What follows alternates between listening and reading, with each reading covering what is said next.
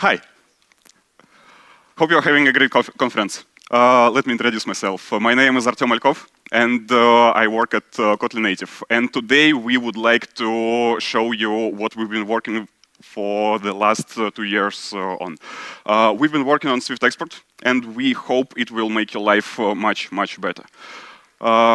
So, the plan. What we will talk about today. First of all, we will show you the current state of development. We will show you what has been done, and that's it. We will talk next about how you can use it, what code you should change, what changes you should expect, and well, how you can use it.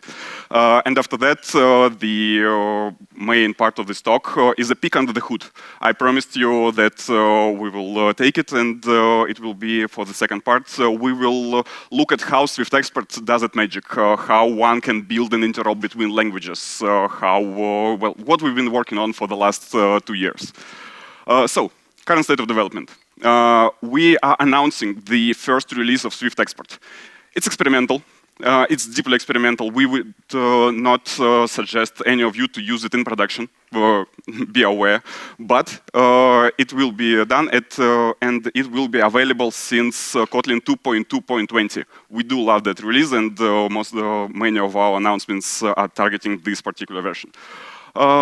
So, what is it? What is Swift Export? Swift Export, it's a way to call Kotlin code from Swift idiomatically, and without Objective-C in the middle. We know how much your iOS developers hate Objective-C in the middle and reading its header. So let me start right through with an example. Imagine you have a model. This module, for example, login module, it has some file, utils.kt. I know everyone loves utils files, everyone has them. And for example, this little file have this function initialize. Well, because you have to initialize a module somehow, so yeah, every application would start from calling this initialize function. And it's, well, what's happening? It's Objective-C, it's what's utils.kt in the beginning of it. Why? Well, I can understand how it would be surprising call site for top-level function. But it gets interesting, more interesting, as soon as you add to this small example another module. And we all love consistency, so we have the same utils.kt file in another module that will have the same initialize function. And we expect our user, our host application, to actually call both of them at the beginning of a process. And at this point, the API stays the same. This utils.kt will not change, and no one actually can explain to you which of the initialize function will be called. Why? Because if we look at the sources of Objective-C header that was generated, you will see this much lines, this much words, and yeah, I hate reading this. I love Objective-C, but reading this is not really pleasant. Yeah, but apparently, in order for you to call different files, you have to know about underscores. What are they? How do they became here? It's a mess. So yeah, the actual correct call site would be like this. And as soon as you have 3 modules, it will be like this. Do I need to continue? These quirks actually can be found throughout the Objective-C export from here to there. Our overrides also use this. We mangle stuff a lot because languages are not compatible and we have to do stuff like this sometimes. But with Swift Export, you can just import the module you have and just call initialize. Hey!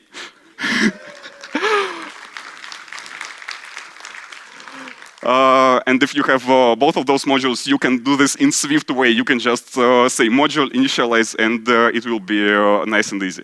And that's because we are actually adding a multi-modular support with Swift Export.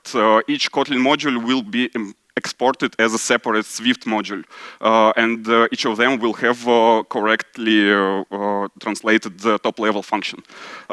It's one of the smallest quirks we have fixed, but it's the multi-module export is one of the most important things that we are adding to the Swift export. So what's new? We are adding multi-module support, as I said, packages support, the one that was not available with Objective-C. Type alias is also feature not available in Objective-C.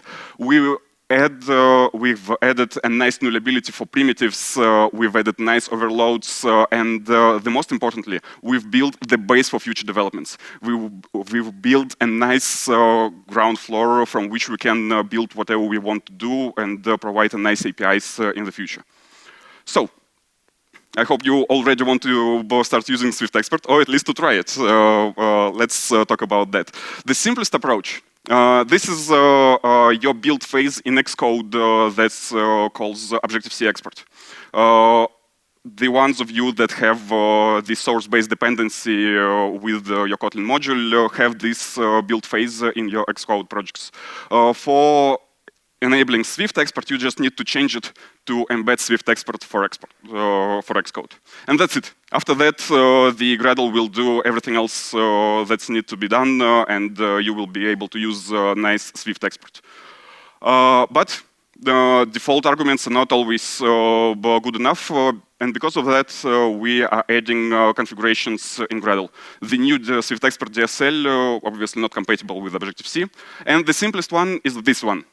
You just declare Swift Export block, and you, for example, wanting to change a name of a module, and you can do this like this. Another one. You can add more exported libraries to the public API surface, and this is the way you're doing it. You just export your library, and that's it. Pretty much the same way that Objective-C export worked, but for now, you have also two additional configurations. One is a module name, the same way as with the root module, and the next one is the flattened package. What is flattened package? Let me show you. Let's keep the Ktor example. And Ktor in its core module as public API surface has two interesting functions. Well, one function, one object, two interesting declarations. They are in the different packages.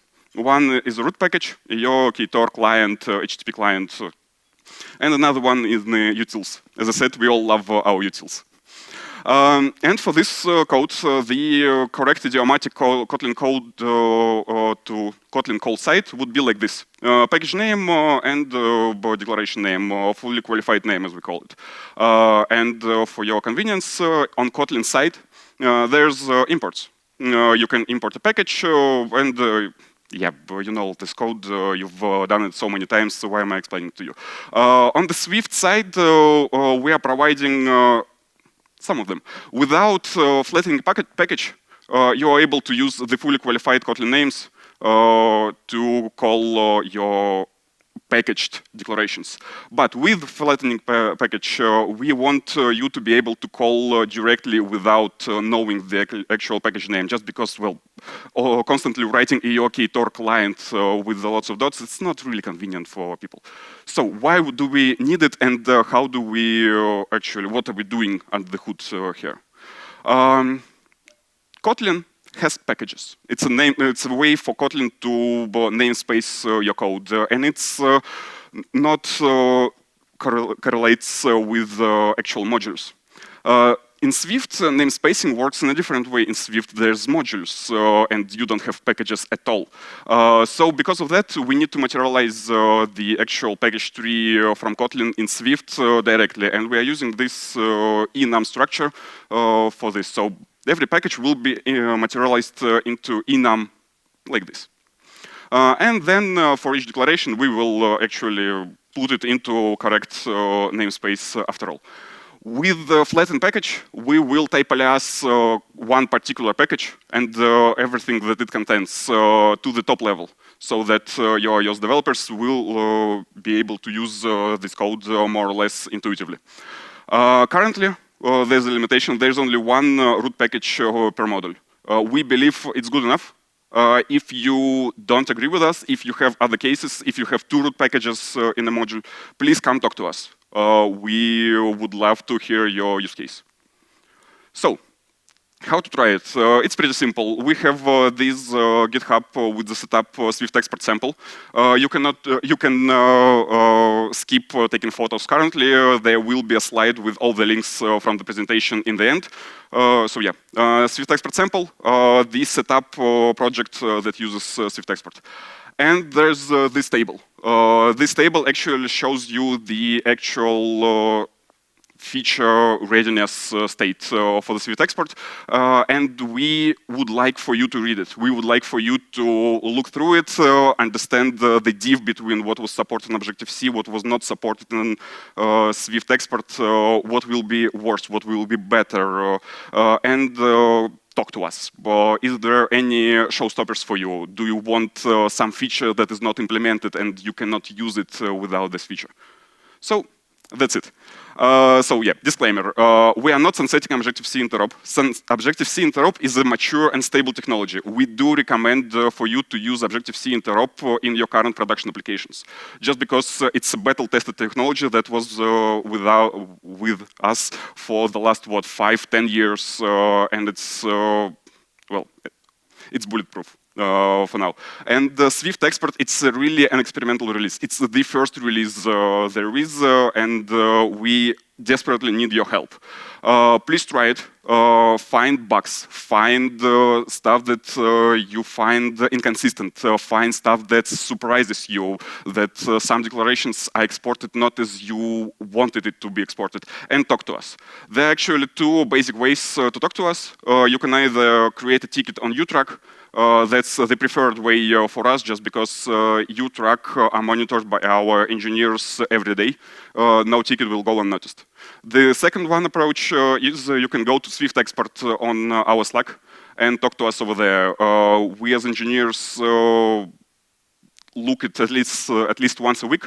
But there are lots of people that can actually help you a little bit more faster. So yeah. Please come talk to us, try Swift export, it's really great. And that's the end of our practical part. And let's repeat what we have learned. We've learned the simplicity of the new DSL. We've learned the state of development. Let me once again say that it's experimental release and it will be available in 2.2.20. 2.2.20, I believe it's this fall. Yeah.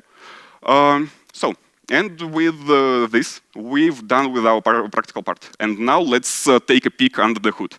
The architecture of Swift export, what and how one can build an interop, what and how Swift export actually works.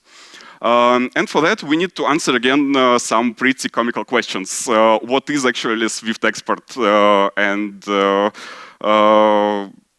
how Swift understands Kotlin?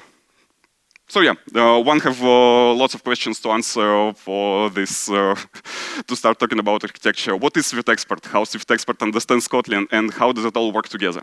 And let's start with the simplest one. What is Swift export? As I said before, Swift export is an idiomatic way for Swift to call your Kotlin. So the only thing that we care about is idiomatic Swift call site. And that's an understandable goal. That's actually a task that we can achieve, that we can tackle. And for that, we need a way for Swift compiler to actually understand Kotlin. And there are a couple of approaches one can go through. First of all, first and the most naive approach is to just modify Swift compiler. Let's just create a huge pull request and merge it into Swift C. Apple will be happy about it, I'm sure. So yeah, that's a comical version, but the other one is to transpile Kotlin to Swift. But transpilation, it's the same way as we are doing with Kotlin.js. We can just take the Kotlin code and create Swift code that will behave the same way. Another approach is to produce an ABI-compatible artifact. Swift is one of the few languages that has ABI stability, at least declared. Yeah, we can implement ABI once again of the Swift once again and produce a binary that will work by the rules of Swift ABI. And this way, Swift user code will interact with Kotlin code the same way as with any other Swift code. And the fourth option is to generate Swift code to call Kotlin. Just code gen Swift that you want, and it will call the Kotlin. So yeah, let's talk a little bit about those options in details. Modify Swift compiler, comical options. Apple will not be happy about it. Transpile Kotlin, it's a hard task. Implementing a Kotlin runtime in Swift is a strange task. Transpiling one language to another is another very difficult task, and God forbid Swift will change anything under the hood. We all remember the Swift 3 release, and yeah, but transpilation is not perfect path. Also, transpilation takes a lot of resources for us. Another approach is to produce an ABI-compatible artifact. That's also a really heavy task to produce, to done. It's a lot of work, and well, actually, we've known a couple languages that broke the ABI stability at some point because they really needed it. And yeah, this approach, while possible, it takes a lot of resources, and there's no guarantee that it will work in the future. And the fourth approach is actually the one that we are taking. We will generate Swift code. And that Swift code will actually call the Kotlin native code. So we are preserving the Kotlin native compiler, Kotlin native that builds on LLVM. This whole stuff stays the same. The only thing that we are adding is the small wrapper with Swift code that calls into Kotlin. So yeah, that's the decision. We compile Kotlin binary, we generate source code, and so on. So how does it work? For example, we have this input, the most simple input that you can imagine in Kotlin. You have class. This class has a property. It's a one-liner on Kotlin side. For this, the most natural call site there is for my variable. Well, you can see it on the site. Let's look at this example, and let's explore what actually happens under the hood to make it work. So yeah. Our task is simple. We have Kotlin source, we have Swift call site. What's in the middle? How does it happen? Actually, we need to a little bit add complexity here, just because Kotlin is not always sources. There's a Kotlin ecosystem. A lot of code that will be translated is actually klibs, is actually libraries that is binary, and we cannot rely only on sources. So yeah, the input can be both ways. And that's actually a solved problem on the Kotlin side. We have analysis API. Analysis API is new in K2. It was added a year ago, and it's used by KSP2, Docker, our IntelliJ new plugin, Android Studio plugin, and so on. And it's a great technology, and we are in a great company. And most importantly, it's input agnostic. It can work with binaries. It can work with sources. It can work in build tooling. It can work in IDEs. It does not care. It abstracts from us the whole environment. It abstracts from us the whole input. And that's great. So why do we need it? We need it to do this.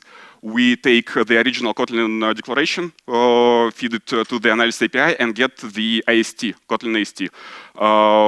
It's quite simple. Yeah, there's a class. Class have two child nodes. One is constructor, the other one is property, and the constructor has arguments. Well, yeah, it's a simple AST. So that's done. We know how to read Kotlin. What's happening next? Next, we need to design, we need to allow you to have the perfect call site. And in order to provide you with the call site, we need to generate Swift. And yeah, well, we generate Swift like this. It's not a lot of code, but there's a new task for us. How to write Swift, how to generate Swift, how to having Kotlin AST, how to understand what we would like to write. And for that, we have a solution.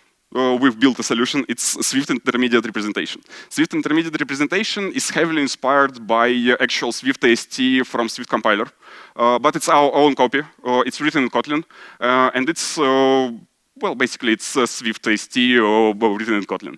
Why do we write it once again? Why we did not reuse the Swift one? Well, basically because Swift one is written in C++. And Kotlin does not have an interoperability with C++. And that's a good enough reason, to be honest. Secondly, we do not need the actual AST. We do not need the actual correct AST. We do not need, for example, bodies from a function. We need a simplified subset of this AST. Maybe sometimes even we can cut some corners to make it more closely to Kotlin just to simplify our translation process. And so, yeah, let's see how it works. For this, for the love of God, for this IST from Analysis API, we will build this CIR. Well, they are not the same. They are different, but main parts are actually the same. Class will be translated as class. The constructor from Kotlin will be translated into init in Swift. And the variable will be translated as variable. Everything else, yes, it's synthetic. We add it, and we will discover why we're adding it a little bit later in the talk. So now the process is clear.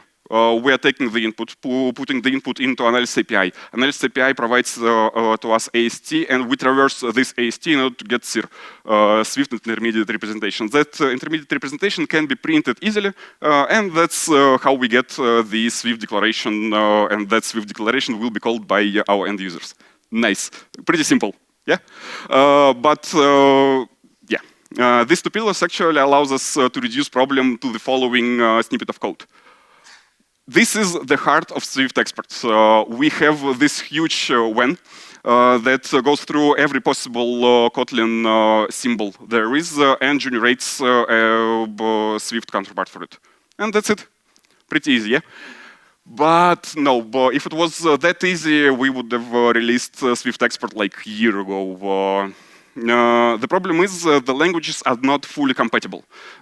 We spend most of our time actually designing how to translate one, how to express one call site in another language. And let's look at the simplest example there is. This is one of the most popular code patterns in the Kotlin. You have the class, and you have a builder for that class that's actually a top-level function that starts with that's named the same way as this class. It's code, I believe there's not a single klib that lives without using this code. It's code heavily used by our Kotlin X ecosystem, and you cannot live without it. And it's impossible to translate it directly into Swift, just because in Swift, when you're doing this naive approach, the func foo will have an error. We've spent like 130 messages on Slack how to solve this probably, just because there are many approaches. For example, you can separate classes and top-level functions into two different packages, and at that point, then merge those packages, those modules into a single one. And at this point, Swift will remember that there's a priority between those call sites, and it will solve this snippet of code. But it will be inconsistent with other features of the language. In the end, the solution is simple. We just lowercasing it. And to approach to this solution, we have to keep in mind the stuff that is possible that will be suggested by Xcode to the end user, how the discoverability will not be affected by our solutions, what's possible with IntelliJ IDEA, and so on. So yeah, each solution, each incompatibility of the languages are a huge headache and takes a lot of time to design. Even this simple one. So how does it all connect? We have this input. We already learned it by heart. We have this call site that we desire, and we generated some Swift code in between. But but wait, what will be actually happening in the gets, in the inits? So what's actually will be calling by the compiler? So let me introduce to you the bridge generator. Actually, the complicated objective-oriented programming languages can be represented a little bit different. We can take the CIR, we can take our IST, complicated deep tree, and we only care about actual callables. The actual functions that can be called. We can simplify, we can lower our representation into a simple procedural programming language and treat our objective-oriented programming language as a procedural one. This way, we can lower the original declaration into 3 the only three functions that we care about. The way to initialize this class and get a native pointer for it, and the getter will be actually just a plain top-level function that will get this pointer. And that can be represented as C language. That is actually a valid C header, and we are relying on this a lot. So yeah, to simplicity, I will forget about the fact that we need allocation and initialization for every object, and we will merge them into a simple construct. That's a simplification. Please remember about it, but yeah. It will allow us to be a little bit more compact with our source codes. And yeah, with this simplification, we can actually call from Swift to C just because Swift has interoperability with the C. So yeah, now our scheme is correct. We are generating 3 additional source sets. There's an additional Kotlin source, there's an additional C header, and there's a Swift declaration that will provide the desired Kotlin, the desired Swift call site. So we found out. Yeah, well, let me. Sorry.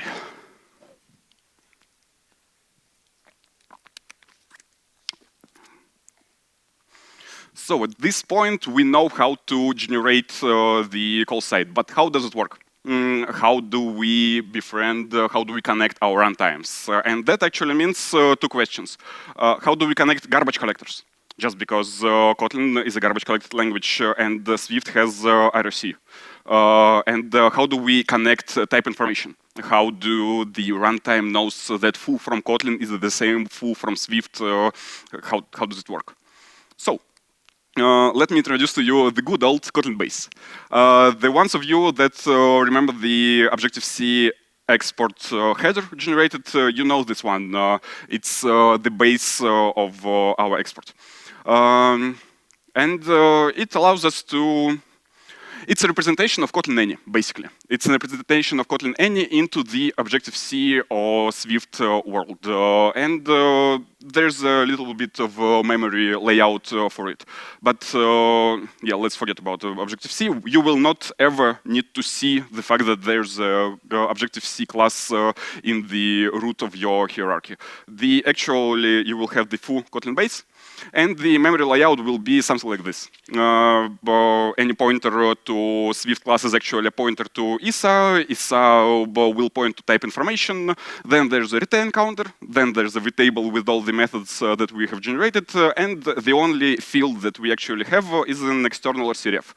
External RCRF is an interesting one. And currently we're talking only about it.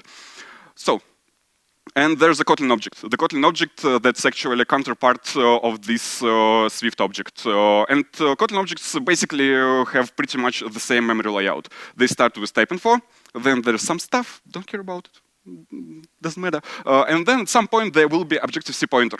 Objective-C pointer actually points to the ISA. Well, another way around, yeah. It will point to the ISA, and that's a way for the converting Kotlin objects into Objective-C objects or Swift objects. And Objective-C object has the external RCRF that's pointing to type info, and that's basically a way to convert Swift object into Kotlin object. So yeah, there is a cycle, and our garbage collector on Kotlin side aware of this cycle, and it will break it as soon as it understands that there's no one needs Objective-C object, so the return count is 1. And as soon as the Kotlin object is also removed, it will be just collected as everything else. So, to recap, what's happened here? We are using Kotlin base to befriend, to connect 2 garbage collectors. The Kotlin base is a reused piece of code from Objective-C export, and it's a good one just because connecting garbage collectors is a hard task. We've spent lots of time stabilizing this particular piece of our export, and we are quite sure that there will be no problems with garbage collector in our new solution. And yeah, just for the record, RCRF is a pointer to Kotlin world. It will be needed a little bit later. So now we can fill the empty spaces in our bridges. So we can build the whole thing whole, and we can see all the sources that we generate for Swift export to actually work. Except one small thing, currently it's garbage. It's code that will not compile just because I am passing Swift object into void pointer, and void pointer I'm passing to Kotlin foo. It's just, this code will not work. But that's a solvable problem. We already established that we have pointers from another one world to another one, and we can use it. So yeah, actual Swift code will look like this. For any C call, we will pass the self-external RCRF. The Kotlin bridges will be actually reused for second purpose.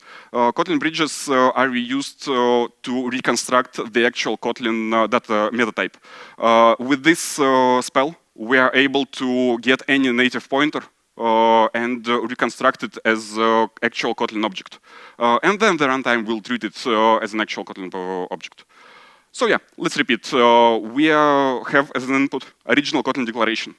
For that, we are generating Kotlin bridges. For that, we have C header that will be called by Swift wrapper. That will be provide the end user with the Swift call site. Once again, code generates this horrible, unreadable code, but it's code generated and you do not see it in your actual project. In order to get this nice C header that will be called by your Swift wrapper, that will provide you the most idiomatic Swift call site there is. Once again, we are doing a lot of heavy lifting. We are doing all of this just so you and your iOS counterparts would be happy about it. So that, you will love Kotlin Multiplatform and continue using it in your production projects. Yeah. So, summing up, analysis API to read Kotlin. We are building our Kotlin as usual with Kotlin native with LLVM into just binaries. We are generating 3 additional layers, just because 3 is a good number. And we are reusing Kotlin base to connect our garbage collectors. And that's the end. Thanks for coming to my Kotlin talk. Please try Swift export.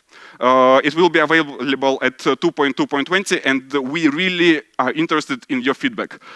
Please report back any inconsistencies, any inconveniences, the stuff that surprises you. Please, we would love to talk to you. It's our first release, and we are eager for your feedback. As promised, there's a slide with every link that was mentioned in this talk. You can play around with our Swift export sample. Read this table and please report back what you think about it. Is there any showstoppers for you to actually adopt Swift export in production with this feature set covered? And one more last thing. After 2.2.20, it is confirmed now that the next feature that we will cover for Swift export will be direct interoperability between coroutines Kotlin and coroutine Swift and flow from Kotlin into, we haven't decided to what, but to Swift natively.